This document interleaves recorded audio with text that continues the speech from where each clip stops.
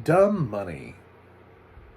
This is directed by Craig Gillespie, and it has audio description on iTunes, where it currently lives, and it's done by the wonderful Inger Tudor, and this is that weird Black Bear Studios that distributed No Hard Feelings. So if you're willing to wait for a while, this likely will end up on Netflix, but based on the time that it took No Hard Feelings to go from theaters to Netflix, I just didn't want to wait till February, which would be about the same length of time since this dropped in October, and probably be like an early February drop on Netflix.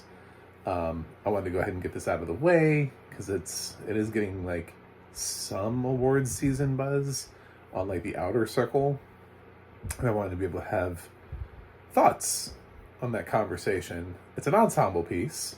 It definitely stars Paul Dano. I would say a little bit more than but barely. Like if I had to put one person ahead, it would be Paul Dano, simply because of the nature of who he's playing. But it also has a ton of other people in it. Oh my god. Even people like small people in roles. I was like, Dane DeHaan? I didn't even pick up on Dane DeHaan being in this until I saw his name in the credits. I was like, what was he? What? He played that role? But like Seth Rogen, Shailene Woodley, America Ferrera, Anthony Ramos, just the list goes on. It's a lot longer than that. I'm shortchanging it, but it's a nice ensemble piece with a bunch of people coming together to talk about the GameStop scandal. You would think that if a film was made this fast, it may not be any good. That's what I'm here to talk about. Isn't it any good? Well, for a film that was made this quickly and was written and put into production, it's not bad. I did kind of want more from this film, but I wanted more from this film because of the immediate and obvious comparison to The Big Short. The Big Short is pretty terrific and did a fantastic job of taking a little moment in time that perhaps not everybody in America fully understood and explained it and really broke it down and used those cutaways. Everybody remembers Margot Robbie in the bathtub. And, and really just showing us and breaking it down in like really easy to understand and digest terms of what exactly happened to the housing crisis in 2008. Here, it has the opportunity to do that. It doesn't really feel like it does that. It feels like it's just going to go about it and you're going to kind of pick up on it. These people were regular people too. And they figured it out, so the audience should be able to figure it out too. I didn't really feel like this film did that well of a job of explaining exactly the ins and outs of the GameStop scandal. I was following it for the most part, but I still wanted to know the oh shit moments, or the oh snap, and like the whys, the ins and the whys, and the ins and outs, and just I wanted this one to have like a stronger voice. Somebody like John Oliver has those segments that go on for about 20 minutes, and by the time you're done with it, you feel like you could at least have an intelligent conversation on a topic.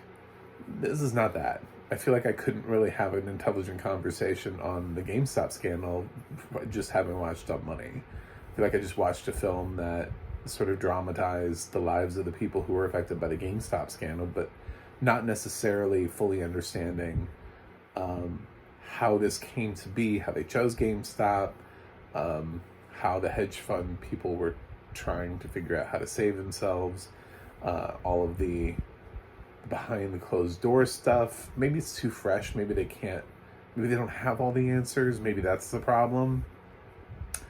there was a moment towards the end when we get our sort of like wrap up conversations. Like we get the text of like the where are they nows for all of these characters, and there's an implication that one of the hedge fund owners colluded with Robin Hood to get them to go offline and to keep people from being able to trade who were using Robin Hood for a period of time, so, to help possibly like stabilize the stock or to help that hedge fund get out of the GameStop madness and screw these regular people over, something which Robin Hood ended up getting sued for. And it acknowledges the fact that there were conversations that were held, and then you see that like no charges were filed, and it's like I really wanted to know more about that, you know, like, but what are you trying to say, you know, like what is the implication there? Because we get glimpses of stuff like that, but we don't really get a breakdown. Like this film has something that it really wants to convey a message, but it feels like it didn't finish the book report. You know, it feels like it didn't finish the film, or that it's doing a review of, or it didn't finish the book, or it didn't quite do all the research necessary. It's a research paper that has a strong thesis, but then when you start reading it, you're like, does this paper actually prove the thesis? I don't know that it does. Is it entertaining? This is an entertaining cast, so for the most part, sure.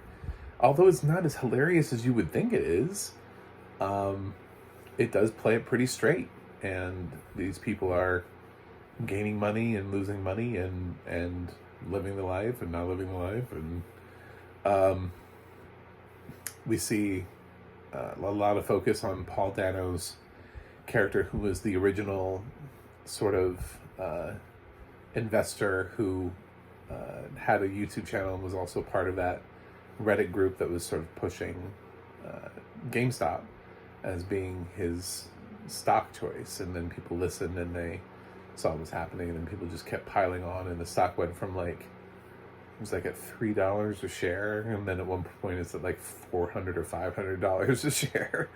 So if you invested at certain points into GameStop, then yeah, you made a ton of money if you got out at the right time. And some of these people, when it starts off, it lets you know what their net worth is, and then at the end of the film it recaps by letting you know what their net worth is. And some of it isn't really like that impressive of a net worth, but considering what they were worth, it's huge. You know, when somebody goes from being worth almost nothing to being worth like 200,000, that's huge for somebody, you know, who didn't have any money and who invested just a little bit and wrote it out and got out at the right time, and followed and did everything that they were supposed to do. For somebody to start out that way, it's big for them. So, and then other people, they held on to their stock for too long, and the system collapsed and they didn't make anything, or they lost money. So, you know, you see all of it. You see the whole gamut. And this is the kind of film where no one's getting nominated. It would be an interesting nominee for like SAG Ensemble, but even then, I'm like, I don't know really that there's a standout here. I mean, they're all good actors and they all do well in their roles, but I don't think that there's a single person here that I'd be like, yeah, that person did a great job. Especially considering the roles that Dano has done recently. I thought he was way better last year in The Fabelmans, which he should have been nominated for and wasn't. Once again, not nominated. Here he does kind of lead the cast, and it's a nice mature performance from him, but I mean, he's Paul Dano. Like, he's got a slew of performances that are way more interesting and dynamic than this. So it's hard to get too excited about this film, because I feel like I saw something, you know, a couple of years ago that did this better. and explained it better and really hit you and had those moments too, that had those jaw-dropping moments.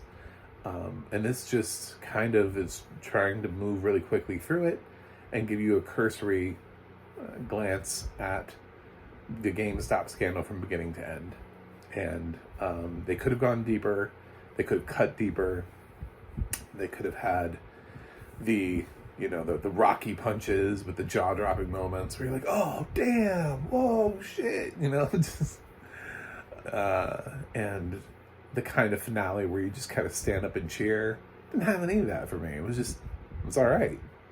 So, I'm not going to say don't see the movie, but temper your expectations and take this film out of the Oscar consideration because it's not getting nominated for anything. No. There's nothing I could have possibly think this film would be nominated for. With the most aggressive Oscar campaign, this film couldn't get it anywhere. So there's not a performance that stands out. Craig Gillespie's direction is not that interesting. Certainly isn't one of the 10 best pictures of the year.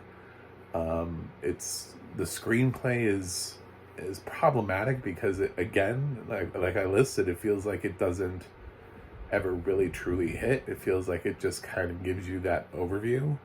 So I don't really know what you would give this nomination for, but is it worth your time? Sure. I mean, especially because sometimes an overview, a fun overview, is better than not knowing anything at all. So I guess if it finds its way to your streaming service, give it a look-see. I rented it to give it a look-see, and I don't feel shame for doing so. So, audio description wise, it's the audio description. Ingrid Tudor's narration here does a good job of describing where these people are, what they're doing, the look in their faces. It's not quite as dialogue heavy as you would think this film loves to have. It has like a really roaring soundtrack to it, so it wants you to know its music selection is cool. So there are plenty of times for Ingrid to come in with narration. So that music supervisor did a job, and he really wants you to know, like, yo, I got some dope tracks. It's rated R predominantly for the use of the word fuck. Just freely flowing. There really isn't any other reason why this movie would be rated R. It way went past the allotted uses of fuck in a film. So, anyway, that's it. That's Dumb Money for you. So I'm gonna give Dumb Money a B-. It's fine. It's whatever. So. Anyway, thanks for watching. Thanks for subscribing. Please click the subscribe button. I'm so close to hitting my goal of 200 by the end of the year. I want to be above 200 so that, I'm comfortably at 200 when January 1st hits. I'm so close. So click that subscribe button. And I'd love to talk about audio description, especially in films where the audio description really helps or doesn't help and stuff like that. I have a website, MacTheMovieGuy.com. You can follow me on X, Threads, or Instagram at MacTheMovieGuy. You can go to the audio description project, adp.acb.org. It'll let you know what has audio description and where you can watch it. And you can go to the ADNA.org. That's the ADNA.org. It'll let you know who's narrating your favorite films and television series. Anyway, that's it for me today. I will watch something else and see you guys on the other side.